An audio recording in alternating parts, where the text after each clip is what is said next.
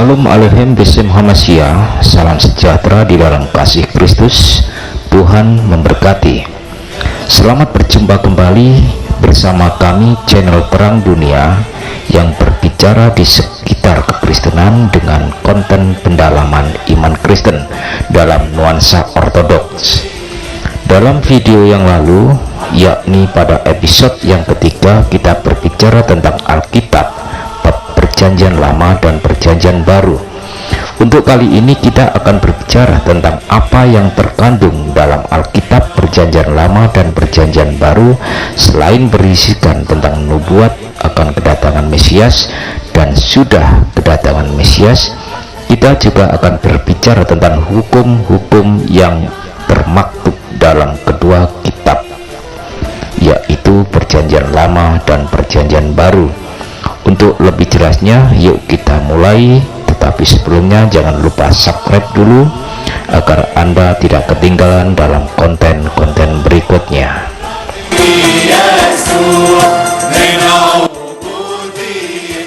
Hukum Taurat atau yang dikenal dengan 10 perintah Allah yang diwahyukan oleh Allah kepada Musa adalah satu kumpulan prinsip biblika terkait etika dan ibadah yang memegang suatu peranan penting dalam Yudaisme, kekristenan, dan Islam.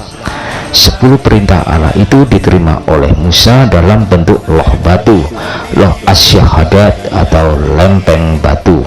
Di dalam Alkitab merupakan dua batu istimewa yang ditulisi dengan 10 perintah Allah ketika Musa menaiki Gunung Sinai atau Gunung Horeb, seperti tertulis dalam Keluaran 31 ayat 18. Demikian. Dan Tuhan memberikan kepada Musa setelah ia selesai dengan dia di Gunung Sinai kedua loh hukum Allah, loh batu yang ditulisi oleh jari Allah. Keluaran 31 ayat 18. Marilah kita buka pada Keluaran 20 ayat 2 sampai 17. Akulah Tuhan Allahmu yang membawa engkau keluar dari tanah Mesir, dari tempat perbudakan. Jangan ada padamu Allah lain di hadapanku. Jangan membuat bagimu patung yang menyerupai apapun yang ada di langit di atas, atau yang ada di bawah, atau yang di dalam air di bawah bumi. Jangan sujud menyembah kepadanya atau beribadah kepadanya, sebab aku, Tuhan Allahmu, adalah Allah yang cemburu, yang membalaskan kesalahan bapa kepada anak-anaknya, kepada keturunan yang ketiga dan keempat dari orang-orang yang membenci aku. Tetapi aku menunjukkan kasih setia kepada beribu-ribu orang, yaitu mereka yang mengasihi aku dan yang berpegang pada perintah-perintahku. Jangan menyebut nama Tuhan Allahmu dengan sembarangan, sebab Tuhan akan memandang bersalah orang yang menyebut namanya dengan sembarangan. Ingatlah dan kuduskanlah hari Sabat. 6 hari lamanya engkau akan bekerja dan melakukan segala pekerjaanmu. Tetapi hari ketujuh adalah hari Sabat Tuhan Allahmu, maka jangan melakukan sesuatu pekerjaan, engkau atau anak laki-laki atau anakmu perempuan, atau hambamu laki-laki atau hambamu perempuan, atau hewanmu atau orang asing yang di tempat kediamanmu. Sebab 6 hari lamanya Tuhan menjadikan langit dan bumi, laut dan segala isinya, dan ia berhenti pada hari ketujuh. Itulah sebabnya Tuhan memberkati hari Sabat dan mengkuduskannya.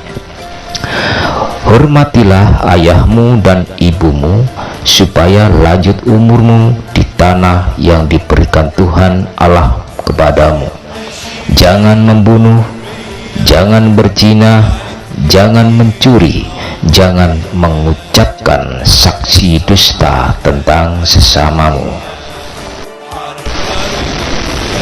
Jangan mengingini rumah sesamamu, jangan mengingini istrinya, atau hambanya laki-laki, atau hambanya perempuan, atau lembunya, atau keledainya, atau apapun yang dipunyai sesamamu.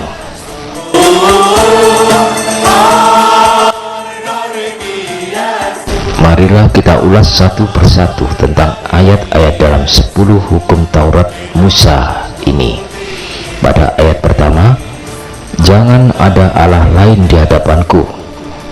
Artinya, kita hanya ada satu Allah yang wajib kita sembah dan kita imani. Dialah Allah Sang Pencipta langit dan bumi. Dialah Sang Maha Suci, Sang Maha Besar, dan Maha segala-galanya. Karena Dialah segala sesuatu ada, dan hanya kepadanya lah semua akan kembali. Dan hukum yang kedua adalah, jangan membuat bagimu patung yang menyerupai apapun yang ada di langit, di atas, atau yang ada di bumi, di bawah, atau yang ada di air di bawah bumi. Artinya, janganlah kita menyembah berhala atau memberhalakan benda apapun, baik berupa bangunan apapun juga, dan batu apapun juga, benda apapun juga, termasuk salib, patung apapun juga, dan juga termasuk dewa-dewa, baik dewa langit, dewa air, dan macam-macam dewa lainnya. Janganlah beribadah menghadap Tuhan dengan terikat pada suatu benda apapun juga. Di muka bumi ini tidak ada benda yang suci, sebab yang suci hanyalah Allah Sang Pencipta langit dan bumi. Kalau kita menganggap Alkitab adalah merupakan kitab suci, yang disebut suci bukanlah kitabnya atau bendanya, melainkan daya sabda yang terkandung dalam Alkitab itu yang disebut suci, sebab itu adalah sabda Allah. Apakah arti dan makna definisi berhala? Definisi berhala adalah setiap orang yang menghadap suatu benda dan bersembah sujud kepadanya, baik memakai doa-doa atau mantra-mantra, dan benda itu dianggapnya sebagai benda yang suci. Artinya orang tersebut sudah memberhalakan benda itu. Perbuatan ini disebut perbuatan syirik, dan orang yang melakukan disebut musyrik. Janganlah kita percaya pada kekuatan lain selain Allah, termasuk dukun, primbon, ramalan-ramalan, dan kuasa lain di luar kuasa Allah, sebab Allah cemburu. Hukum yang ketiga adalah, janganlah menyebut nama Tuhan Allahmu dengan sembarangan. Artinya, kita harus mengkuduskan nama Allah. Jangan menyebut namanya dengan sia-sia atau sembarangan, sebab Allah adalah Sang Maha Suci. Jangan bergurau dengan menyebut nama Allah. Jangan menghujat memakai nama Allah. Jangan bersumpah demi nama Allah. Jangan berdusta berdalih dengan memakai nama Allah. Jangan berbuat dosa dengan memakai nama Allah, dan lain-lain yang harus diperhatikan dalam setiap perbuatan kita. Dan sekali-kali jangan meremehkan nama Allah. Hukum yang keempat adalah, ingatlah dan kuduskanlah hari Sabat. Hari Sabat bagi umat Yahudi adalah hari Sabtu, di mana hari itu adalah merupakan hari yang sakral, dan setiap orang dilarang keras untuk melakukan pekerjaan apapun, kecuali hanya untuk bergumul dengan Tuhan di dalam bait Allah atau sinagog.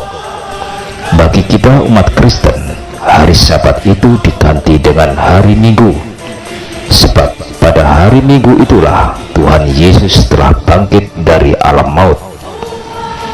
Hari Minggu merupakan hari yang suci atau yang kudus bagi kita, maka kuduskanlah hari Minggu. Janganlah berbuat dosa, lebih-lebih di hari Minggu. Hari Minggu saatnya kita berkumpul, beribadah bersama-sama dengan saudara-saudara kita seiman, kita beribadah ke gereja bersama-sama untuk memuji dan memuliakan nama Allah, dan jangan sekali-kali berbuat najis di hari ini. Hukum yang kelima adalah hormatilah ayah dan ibumu. Kita semua tahu betapa besar pengorbanan kedua orang tua kita terhadap anak-anaknya. Seorang ibu telah melahirkan, menyusui, membesarkan, dan penuh kasih sayang hingga kita menjadi tumbuh dewasa. Dan seorang ayah yang bekerja keras untuk menghidupi keluarganya, mendidik, membimbing kita sehingga menjadi anak yang tumbuh dewasa dengan kepandaian, kecerdasan, bertanggung jawab, disiplin, dan menjadi manusia yang berguna. Untuk itu kita harus menghormati kedua orang tua kita yang berjasa banyak tak terhingga terhadap kita sebagai anak-anaknya.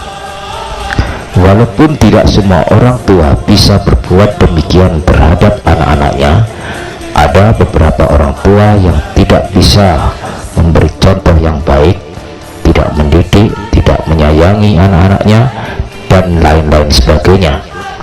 Tetapi bagi kita sebagai seorang anak harus tetap menghormati dan menyayangi orang tua kita, dan kita bisa menegur, memberi pengarahan terhadap orang tua kita yang salah, tetapi dengan cara yang penuh hormat, santun, dan jangan lupa tetap berdoa buat orang tua kita, biarlah Allah yang akan mengubah atau menjamah hatinya. Hukum yang keenam adalah jangan membunuh. Membunuh sangat dilarang oleh Allah, sebab pembunuhan berawal dari kebencian. Kita tidak berhak atas nyawa orang lain. Pembunuhan bisa diartikan bersifat pembunuhan fisik dan juga bersifat non-fisik. Pembunuhan non-fisik adalah membunuh dengan melukai fisik orang lain hingga orang tersebut bisa meninggal dunia. Contohnya, menusuk dengan pedang atau pisau, meracuni, membakar, menjatuhkan ke tebing, dan lain-lain. Ini adalah pembunuhan fisik. Dan selain pembunuhan fisik, ada juga pembunuhan non-fisik, yaitu pembunuhan karakter. Pembunuhan karakter atau perusakan reputasi adalah usaha untuk mencoreng reputasi seseorang. Tindakan ini dapat meliputi pernyataan yang melebih-lebihkan atau manipulasi fakta untuk memberikan citra yang tidak benar tentang orang yang dituju. Hukum yang ketujuh adalah jangan berzina. Dalam iman Kristen, kata berzina mempunyai dua pengertian, yaitu berzina secara fisik dan berzina rohani. Berzina fisik adalah berhubungan intim yang bukan suami istri atau di luar nikah. Istri lebih dari satu adalah termasuk berzina. Suami lebih dari satu adalah termasuk berzina. Apakah zina rohani? Berzina rohani adalah pikiran-pikiran cabul, walaupun hanya di angan-angan, termasuk pikiran-pikiran yang ngeres terhadap lawan jenis maupun bukan lawan jenis. Selain itu, perzinahan rohani adalah menyekutukan Allah dengan yang lain. Contoh, menyembah dewa-dewa selain Allah, dan juga menggabungkan kuasa Allah dengan kuasa kegelapan, seperti tertulis pada Keluaran 34 ayat 16. Demikian. Apabila engkau mengambil anak-anak perempuan mereka menjadi istri anak-anakmu, dan anak-anak perempuan itu akan berzina dengan mengikuti Allah mereka, maka mereka akan membujuk juga anak-anakmu laki-laki untuk berzina dengan mengikuti Allah mereka. Yang kedelapan adalah jangan mencuri. Mencuri adalah perbuatan yang merugikan orang lain. Selain itu, menipu untuk mendapatkan keuntungan dari orang lain dengan cara tidak jujur adalah mencuri hak orang lain, walaupun dengan hal yang remeh, seperti contoh mencoret pelajaran di sekolah, memasukkan nomor HP orang lain ke HP kita tanpa seizin yang punya, membuka HP orang lain tanpa seizin yang punya, mengambil benda orang lain tanpa diketahui pemiliknya, mencuri batas tanah orang lain walaupun hanya sejengkal, dan termasuk korupsi. Semua itu adalah termasuk dalam kategori mencuri. Hukum yang kesembilan adalah jangan mengucapkan saksi dusta terhadap sesamamu. Ketika seseorang mempunyai kasus di dalam persidangan dan Anda ditunjuk sebagai saksi, tetapi Anda memberikan saksi yang palsu atau berbohong, tidak mengatakan yang sejujurnya, berarti Anda sudah melanggar hukum ini. Jangan bersaksi jika tidak mengetahui yang sebenarnya. Jangan bersaksi palsu atau dusta demi keuntungan pribadi. Katakan iya jika memang iya, dan katakan tidak jika memang tidak. Di luar itu adalah dusta. Hukum yang ke-10 adalah jangan mengingini milik sesamamu. Artinya, jangan kamu mengingini apa yang sudah menjadi hak orang lain, seperti istri orang lain, barang milik orang lain, dan kedudukan atau jabatan yang sudah menjadi hak orang lain. Syukurilah apa yang sudah kamu miliki dan berdoalah, mintalah kepada Tuhan supaya Anda tetap diberkati sesuai dengan kehendak Tuhan. Jangan iri, jangan dengki, jangan serakah, jangan pelit, sebab Tuhan tidak menghendaki hal-hal yang demikian.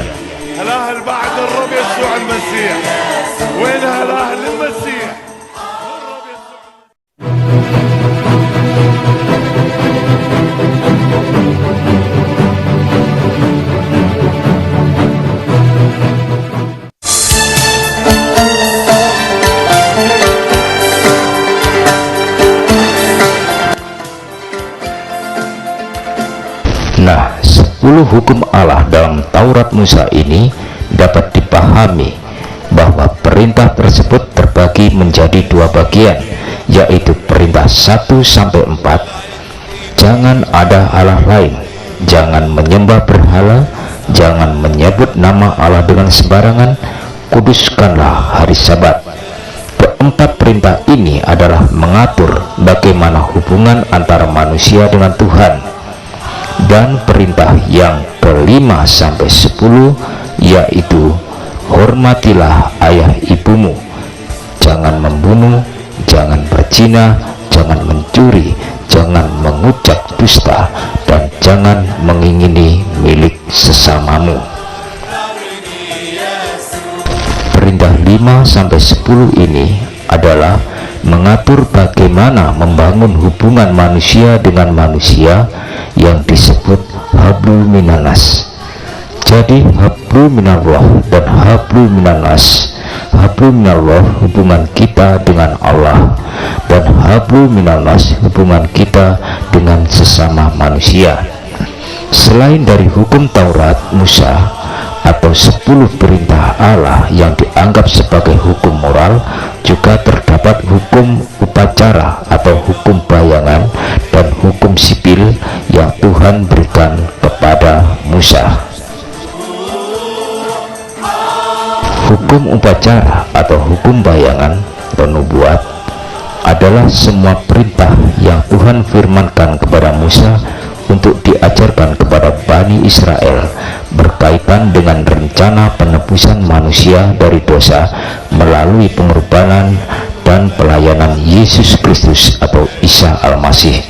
Mari kita buka pada Imamat 11 ayat 2-8 tentang hal haram dan halal. Demikian.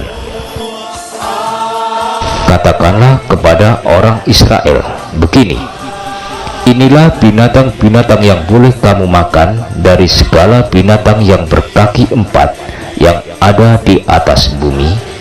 Setiap binatang yang berkuku belah, yaitu yang kukunya bersela panjang dan yang memamah biah, boleh kamu makan. Tetapi inilah yang tidak boleh kamu makan, dari yang memamah biah atau dari yang berkuku belah, unta karena memang memamah biah tetapi tidak berkuku belah, haram itu bagimu. Juga peladuk karena memang memamah biah tetapi tidak berkuku belah, haram itu bagimu. Juga kelinci karena memang memamah biak tetapi tidak berkuku belah, haram itu bagimu. Demikian juga babi hutan karena memang berkuku belah, yaitu kukunya bersela panjang tetapi tidak memamah biak, haram itu bagimu. Daging binatang itu janganlah kamu makan, dan bangkainya janganlah kamu sentuh, haram semua itu bagimu. Demikian juga tentang perintah bersunat pada kitab Kejadian 17 ayat 10 sampai 11. Demikian. Inilah perjanjianku yang harus kamu pegang, perjanjian antara aku dan kamu serta keturunanmu, yaitu setiap laki-laki yang diantara kamu harus disunat. Haruslah dikerat kulit katanmu, dan itulah akan menjadi tanda perjanjian antara aku dan kamu. Bagaimana dengan hukum perang? Apakah perang termasuk dalam kategori pembunuhan? Apakah perang termasuk melanggar hukum Taurat, jangan membunuh? Jawabnya adalah tidak.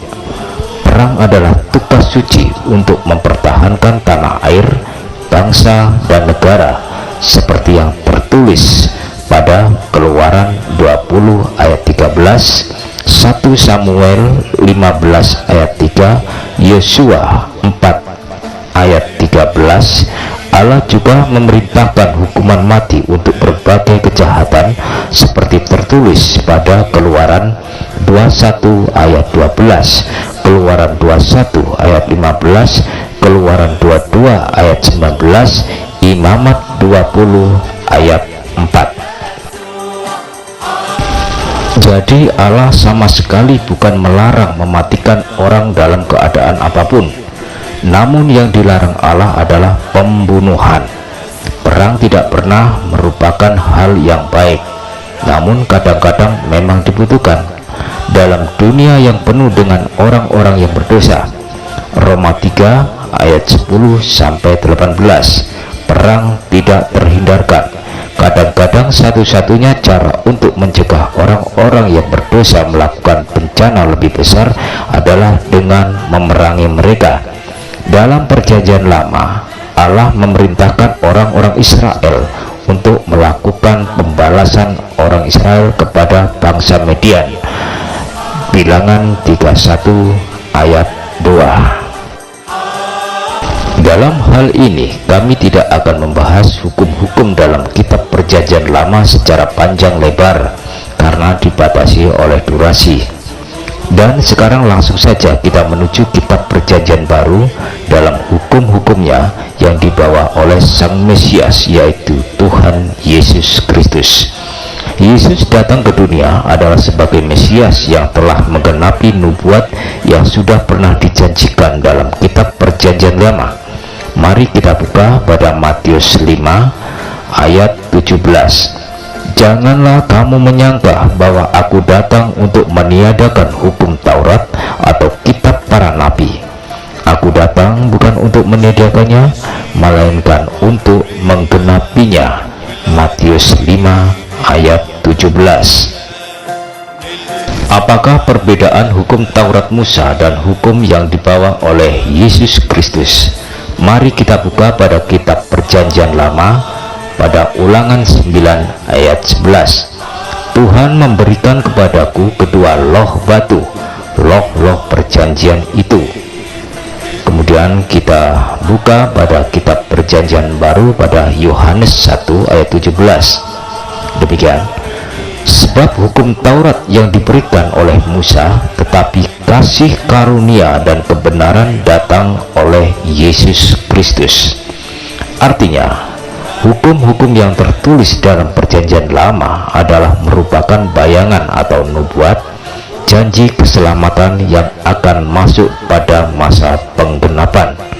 Dan hukum yang tertulis dalam Perjanjian Baru adalah hukum yang telah digenapi, yaitu anugerah keselamatan oleh Yesus Kristus yang sudah datang sebagai penggenap. Bagaimanakah kalau hukum yang dibawa oleh Yesus Kristus yang tertulis dalam Perjanjian Baru? Mari kita buka pada Matius 2 ayat 34 sampai 40. Ketika orang-orang Farisi mendengar bahwa Yesus telah membuat orang-orang Saduki itu bungkam, berkumpullah mereka. Dan seorang dari mereka, seorang ahli Taurat, bertanya untuk mencobai dia, "Guru, hukum manakah yang terutama dalam hukum Taurat?" Jawab Yesus kepadanya, "Kasihilah Tuhan Allahmu dengan segenap hatimu, dan dengan segenap jiwamu, dan dengan segenap akal budimu. Itulah hukum yang terutama dan yang pertama. Dan hukum yang kedua, yang sama seperti itu ialah, kasihilah sesamamu manusia seperti dirimu sendiri. Pada kedua hukum inilah tergantung seluruh hukum Taurat dan kitab para nabi." Nah, hukum yang diajarkan oleh Tuhan Yesus ini dikenal dengan hukum kasih. Apakah itu kasih? Mari kita buka pada 1 Korintus 13 ayat 4 sampai 8. Demikian, kasih itu sabar, kasih itu murah hati, ia tidak cemburu, ia tidak memegahkan diri dan tidak sombong, ia tidak melakukan yang tidak sopan, dan tidak mencari keuntungan dari diri sendiri, ia tidak pemarah dan tidak menyimpan kesalahan orang lain. Ia tidak bersuka cita karena ketidakadilan, tetapi ia bersuka cita karena kebenaran. Ia menutupi segala sesuatu, percaya segala sesuatu, mengharapkan segala sesuatu, sabar menanggung segala sesuatu. Kasih tidak berkesudahan, nubuat akan berakhir, bahasa roh akan berhenti, pengetahuan akan lenyap. Hidup di dalam Kristus Yesus, kita dituntut untuk hidup oleh roh, bukan oleh duniawi. Apakah yang dimaksud dengan hidup oleh roh? Hidup oleh roh artinya kita harus menghasilkan buah-buah roh. Apakah buah-buah roh itu? Buah-buah roh itu adalah kasih, sukacita, damai sejahtera, kesabaran, kemurahan, kebaikan, kesetiaan, kelemah lembutan, dan penguasaan diri. Di mana bagian pertama, kasih, sukacita, damai sejahtera, merupakan hubungan orang Kristen dengan Tuhan Yesus. Lalu bagian kedua, kesabaran, kemurahan, kebaikan, menjadi cermin hubungan orang Kristen dengan sesama. Selanjutnya, bagian ketiga, kesetiaan, kelemah lembutan, penguasaan diri adalah hubungan orang Kristiani dengan dirinya sendiri.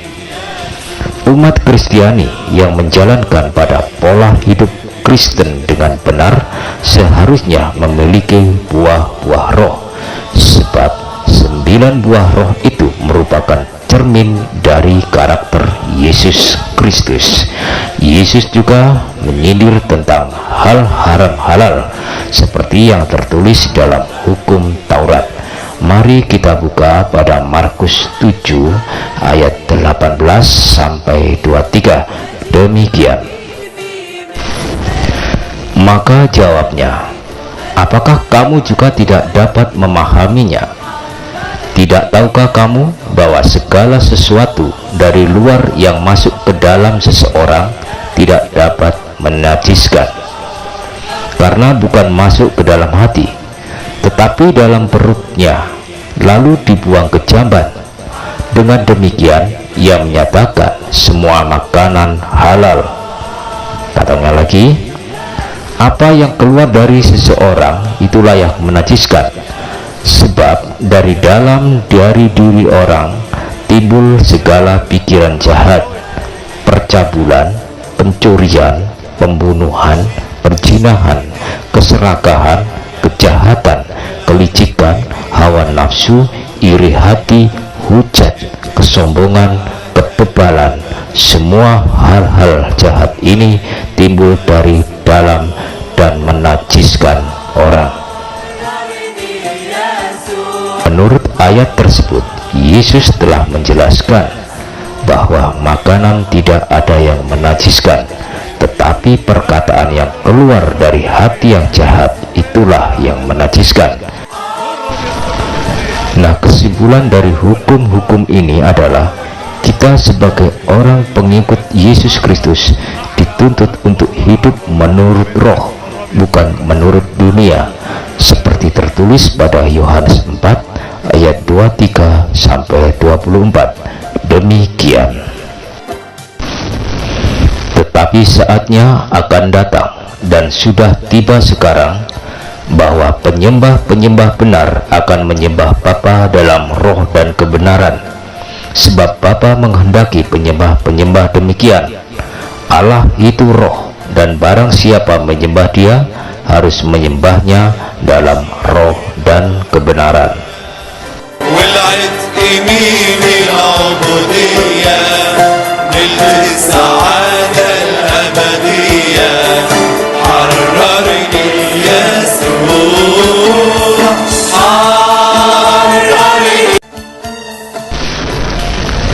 Dan sampai di sini dulu perjumpaan kita kali ini.